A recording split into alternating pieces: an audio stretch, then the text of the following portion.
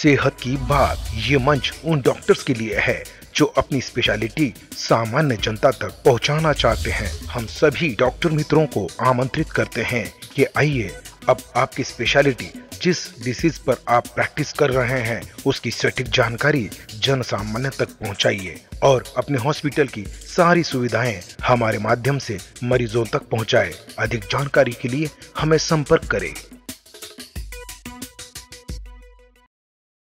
नमस्कार मित्रांनो, आज आपण सेट नंदलाल येथे डॉक्टर श्रीपाद कौसडीकर सर यांच्याशी चर्चा करणार आहोत।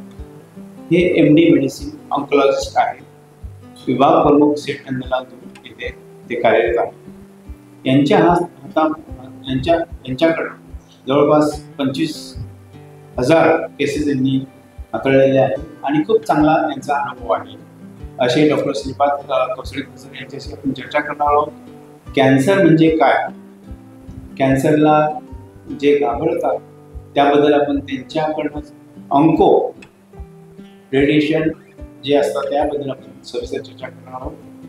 डॉक्टर केमोथेरपी याबद्दल आपण चर्चा करणार आहोत। डॉक्टर कौसडीकर सर, नमस्कार सर। नमस्कार सर, मला सांगा की आज दिवसेंदिवस कॅन्सरचे पेशंट वाढत चाललेले आहेत आणि लोकांच्या वेगवेगळे समज आणि गैरसमज होत आहेत। सर्वात प्रथम केमोच्या बद्दल आपण चर्चा करणार आहोत, त्याबद्दल आमच्या दर्शकांना काय सांगणार? सर्वप्रथम आरोग्य जागृतीचे आभार, लोकांपर्यंत पोहोचण्याची ही संधी दिल्याबद्दल। आता तुमचा पहिला प्रश्न आला की किमोथेरपी बद्दल लोकांमध्ये खूप सारे गैरसमज आहेत। अगदी खरं आहे, कॅन्सरचं निदान दिलं किंवा कॅन्सरचं निदान लोकांना पहिल्यांदा लक्षात आलं की त्यांचा पहिला प्रश्न किंवा पहिली भीती असते की मग आता किमोथेरपी घ्यावी लागणार का। तर हे खरं आहे की बऱ्याचशा पेशंटला, जवळजवळ 90% पेशंट्सना किमोथेरपीची गरज पडते कॅन्सरमध्ये, परंतु पूर्वीसारखी किमोथेरपी आता राहिली नाही। जी भीती पूर्वी पेशंट्समध्ये होती, पूर्वी जे साईड इफेक्ट्सची जी भीती होती तशी भीती पेशंट्सनी आता बाळगण्याची गरज आहे मला वाटतं असं बिलकुलच नाही। याचं कारण 2 आहेत। कारण की आपला किमोथेरपीमधला अनुभव मागच्या 25-30 वर्षांमध्ये खूप वाढला आहे आणि किमोथेरपी आपण प्रिसाइजली म्हणजे नेमकी आणि अचूक आणि योग्य डोसेसमध्ये करतोय।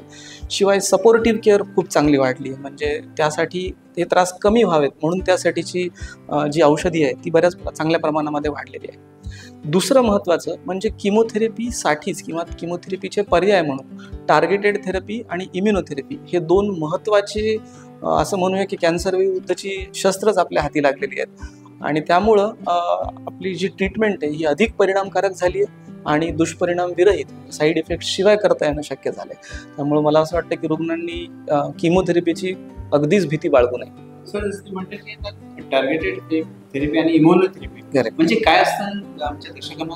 अगदी मी किमोथेरपीचा एक्सपर्ट असल्यामुळे यामध्ये थोडं सविस्तर सांगतो की आपल्याला माहिती आहे की किमोथेरपी म्हणजे काय। तर किमोथेरपी म्हणजे कॅन्सर सेल्सला मारण्यासाठी आपण जे औषध देतो त्याला आपण किमोथेरपी म्हणूया।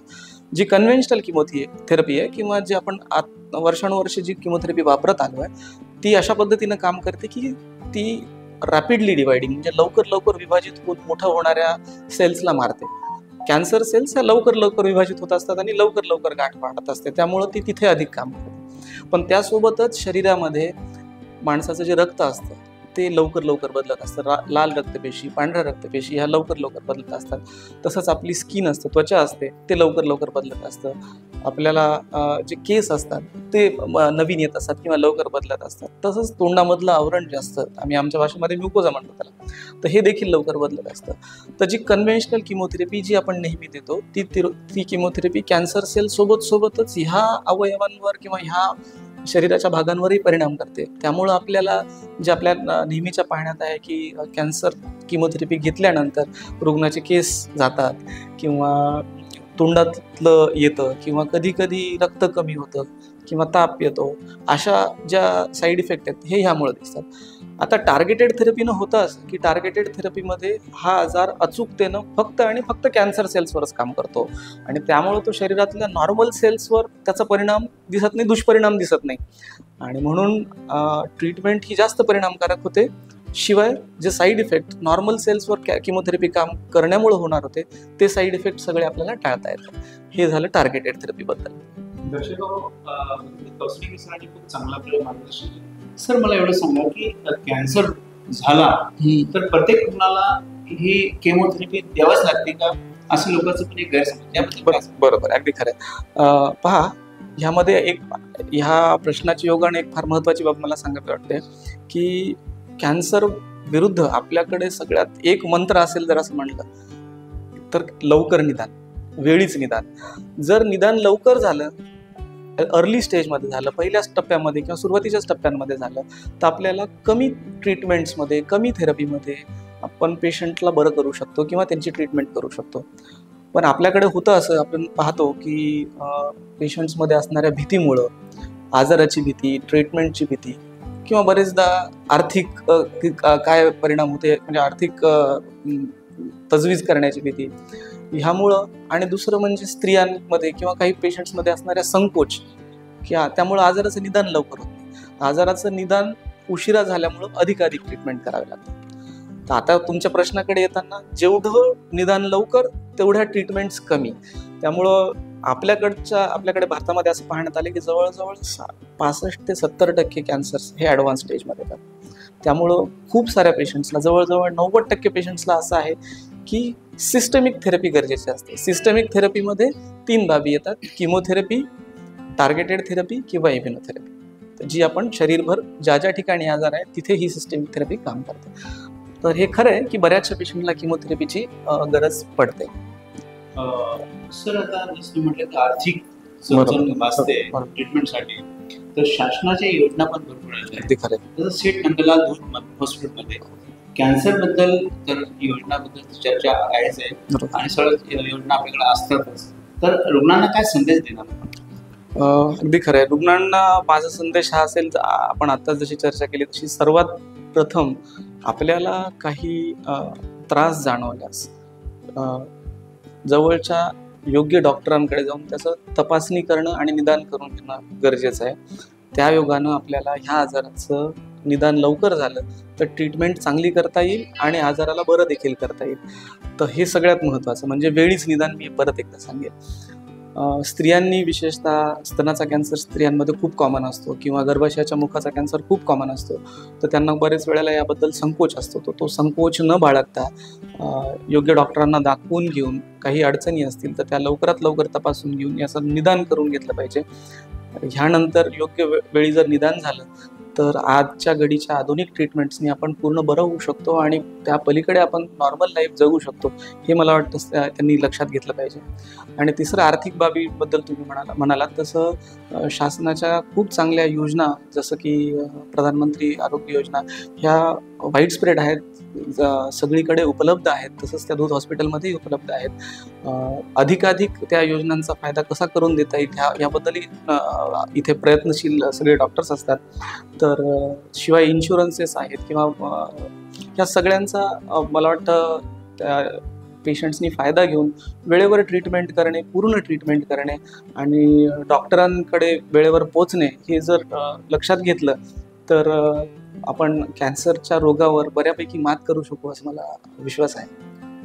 सर आपलं मराठवाड्यातली महाराष्ट्रात आपलं नाव आहे आणि दूध सेठ नंदलाल हॉस्पिटलचं पूर्ण नाव आहे. सर मला एवढं सांगा की महिलामध्ये जास्त कॅन्सर महिलामध्ये आढळलं, पण महिला काय करतात तर ते आपलं स्तनाचं ऑपरेशन झालं तर स्तन आपलं हे करावं लागेल म्हणजे तर त्या एक संकोच असतो, केस जातील, यामुळे ते दुर्लक्ष करतात आणि रोग अंगावर वाढवतात.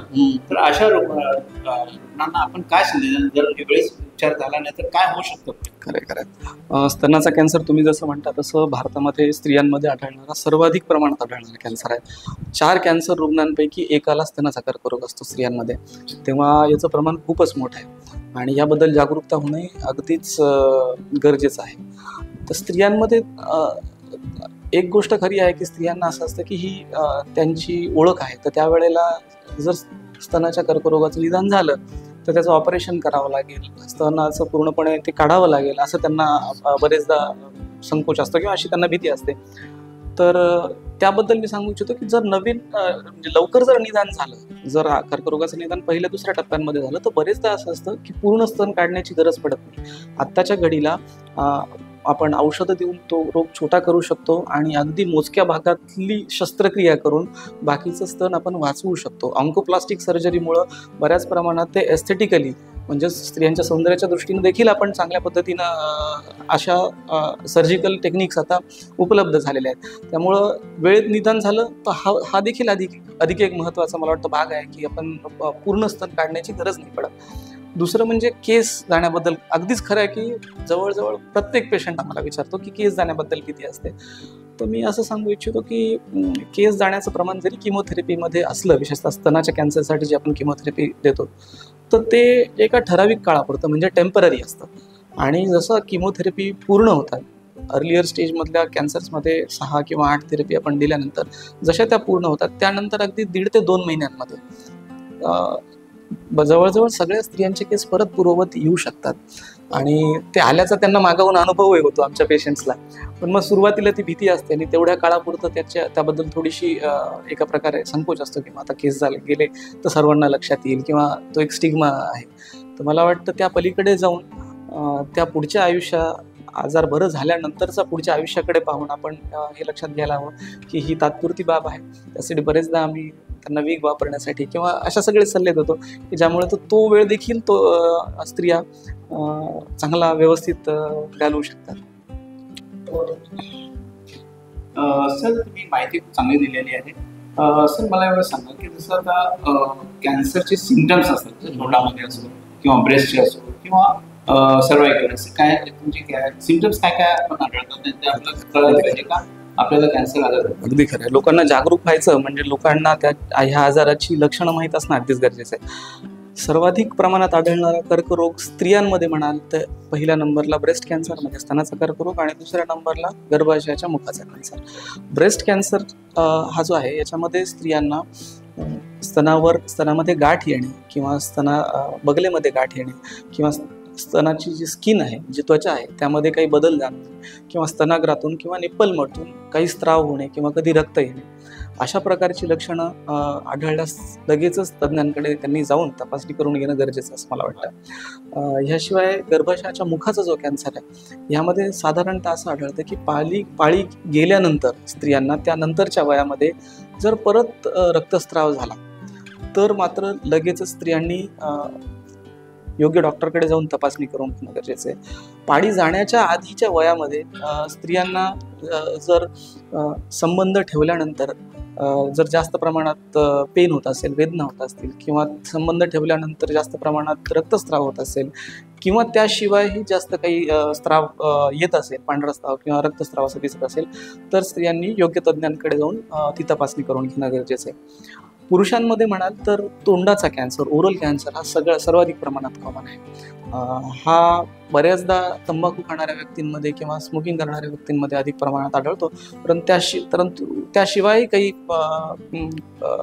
व्यक्तींमध्ये आपल्याला आढळू शकतो. तर तोंडातल्या कॅन्सरमध्ये तोंडामध्ये बरी न होणारी जखम, गालावर किंवा घशामध्ये बरी न होणारी जखम किंवा गिळण्याला होण्यासाठी होणारा त्रास, विशेषतः सॉलिड पदार्थ किंवा ते गिळण्यासाठी होणारा त्रास, कधी कधी मानेवर किंवा गळ्यावर येणाऱ्या गाठी, असे सगळे लक्षणं आपल्याला या आजारामध्ये दिसू शकतात. तर अशी काही लक्षणं दिसल्यास रुग्णांनी लगेचच योग्य तज्ज्ञाला दाखवावं किंवा कॅन्सर तज्ज्ञांना दाखवावं आणि जरुरी ती तपासणी करून मग कॅन्सरचं निदान नक्की करावं. सर, ही तपासणी बायोप्सी असते, वेगळ्या काही पद्धतीने तपासणी? अगदी चांगला प्रश्न आहे. कॅन्सरमध्ये 2 महत्त्वाच्या तपासण्या असतात नक्की करण्यासाठी. उदाहरणार्थ जर आपल्याला स्तनामध्ये गाठ आढळली तर सर्वात सुरुवातीला आपण मॅमोग्राफी किंवा मॅमोसोनोग्राफी नावाची एक तपासणी करत असतो, ज्यामध्ये ह्या गाठीमध्ये काही काळजी करण्यासारख्या बाबी आहेत का आणि हे आपल्याला आढळून येते किंवा कॅन्सरसारखं काही दिसतंय का. आणि त्याच्याशिवाय सोबतच आपण कोर निडल बायोप्सी किंवा त्या गाठीचा तुकडा काढून तो प्रयोगशाळेमध्ये किंवा पॅथॉलॉजी लॅबमध्ये तपासतो. ह्या दोन्हीवरून आपलं निदान नक्की होतं. तिसरी एक महत्त्वाची बाब बरेचदा असते की जेव्हा निदान नक्की झालेलं असतं कॅन्सरचं, त्यावेळेला स्टेजिंग काय आहे, किती प्रमाणात पसरला आहे, हे पाहण्यासाठी बरेचदा CT स्कॅन किंवा पेट स्कॅनची गरज पडते. तर ह्या दोन मला वाटतं इमेजिंग आणि बायोप्सी ह्या दोन अतिशय महत्त्वाच्या तपासण्या आहेत कॅन्सरचं निदान करण्यासाठी. सर, बायोप्सीमुळे लोकांचा थोडा गैरसमज आहे की बायोप्सी केल्यानंतर स्प्रेड होतो असं. अगदी खरं. हा प्रश्न म्हणजे मागच्या 8 वर्षांमध्ये मला माहित नाही मी किती वेळेला या प्रश्नाचं उत्तर दिलेलं आहे, परंतु हे अगदी खरी बाब आहे. असं अगदीच नाही आहे बायोप्सी केल्यामुळं आजार पसरतो असं नाही आहे, कारण जगभरामध्ये कॅन्सरचं निदान होण्यासाठी जवळजवळ सगळ्याच आजारांमध्ये, काही थोड्याशा अपवाद सोडले तर सगळ्याच आजारांमध्ये कॅन्सरचं निदान करण्यासाठी बायोप्सीची गरज असते. बायोप्सी घेतल्यानंतर 2 गोष्टी लक्षात येतात. एक म्हणजे कॅन्सर आहे का हे कन्फर्म होतं, आणि बरेचदा त्यामुळं कॅन्सरचा प्रकार लक्षात येतो, ज्या योगानं डॉक्टरांना अधिक चांगल्या प्रकारे ट्रीटमेंट करण्यासाठी माहिती मिळते. तेव्हा बायोप्सी करणं, डॉक्टरांच्या सल्ल्यानं बायोप्सी करणं अगदीच गरजेचं असतं. ज्यांनी चांगलं मार्गदर्शन केलेलं आहे आणि कॅन्सर रुग्ण आणि रुग्णाच्या नातेवाईकांना खूप चांगला अनुभव यांचा आलेला आहेच.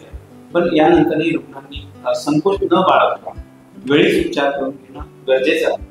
आणि सेठ नंदलाल हॉस्पिटलमध्ये अद्ययावत उपकरणे पण आहेत. खूप मोठी अंकोची टीम आहे, रेडिओलॉजिस्ट आहे, सर्जन आहे.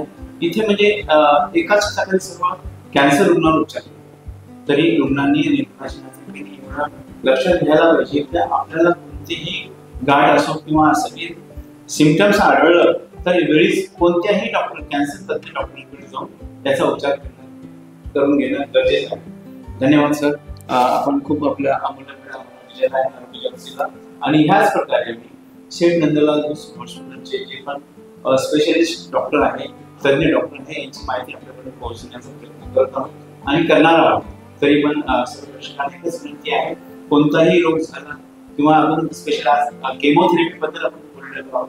आणि केमोथेरपी ही खूपच अद्ययावत ऍडव्हान्स ट्रीटमेंट आलेली आहे आणि लोकांना जसं भीती आहे ते न बाळगता उपचार करून घेण्या गरजेचं. धन्यवाद.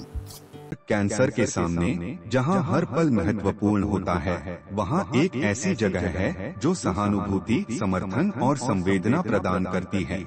आपका स्वागत है उम्मीद पैलिएटिव कैंसर केयर सेंटर में, जहां हम सहानुभूति और विशेषज्ञता के साथ देखभाल को नया रूप देते हैं. यहाँ हमारी समर्पित चिकित्सा पेशेवरों, योगदानकर्ताओं और देखभालकर्ताओं की टीम अपने रोगियों के जीवन की गुणवत्ता को बढ़ाने के लिए दिन रात मेहनत करती है. यह सिर्फ रोग का इलाज करने के बारे में नहीं है, यह समझने के बारे में है कि सफर क्या है. हम संकट समाधान देते हैं और समय को बेहतर बनाते हैं. दर्द प्रबंधन से लेकर भावनात्मक समर्थन तक हम अपनी सेवाएं प्रत्येक व्यक्ति और उनके परिवार की विशेष आवश्यकताओं के अनुसार व्यवस्थित करते हैं. हमारे संपूर्ण देखभाल दृष्टिकोण में चिकित्सा देखभाल को कला और संगीत जैसी थेरेपियों के साथ जोड़कर एक समर्थनमय वातावरण प्रदान करता है, जहां उपचार की प्रक्रिया फलने की संभावना होती है. पेशेंट केयर गिवर हमें उम्मीद पैलिएटिव कैंसर केयर सेंटर में इलाज ही नहीं, एक समुदाय मिला जो हमारी समझता है और परवाह करता है. हमारी स्थानीय उपलब्धियों में स्थान हमारी स्थिति को शांति और समृद्धि देने वाली एक संबल परिसर है. हर पल को महत्व देने के हमारे मिशन में शामिल हों. साथ में हम कैंसर से जूझ रहे लोगों को आशा, गरिमा और समर्थन प्रदान कर सकते हैं. साथ में हम बदलाव ला सकते हैं.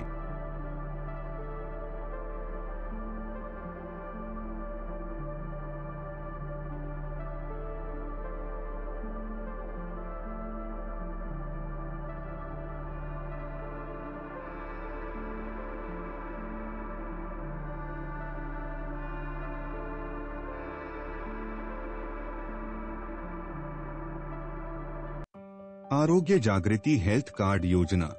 आरोग्य सेवा परवडत नाहीत, काळजी करू नका. आरोग्य जागृती घेऊन येत आहे एक अनोखी संधी, हेल्थ कार्ड योजना. नोंदणीकृत डॉक्टरांच्या पहिल्या सल्लामसलतीवर 50% सूट. आमच्या नोंदणीकृत डॉक्टरांसोबत पहिल्या सल्लामसलतीवर 50% सूट मिळवा. आता उत्तम आरोग्य सेवा परवडणारी झाली आहे. कार्डधारक म्हणून तुम्हाला मिळेल प्राधान्याने सेवा, तुमच्या आरोग्याच्या समस्यांसाठी जलद उपाय. तुमच्या वाढदिवसाचे खास साजरे करा. स्थानिक वृत्तपत्रात मोफत जाहिरात प्रकाशित करून आजच आरोग्य जागृती हेल्थ कार्ड मिळवा. आरोग्य जागृती हेल्थ कार्ड योजना तुमच्या आरोग्यासाठीची परवडणारी आणि विश्वासार्ह निवड. संपर्क करा 9326983843. भेट द्या www.arogyajagrityassociate.com. आरोग्य हीच खरी संपत्ती, तुमच्या आरोग्यासाठीची खास बांधिलकी.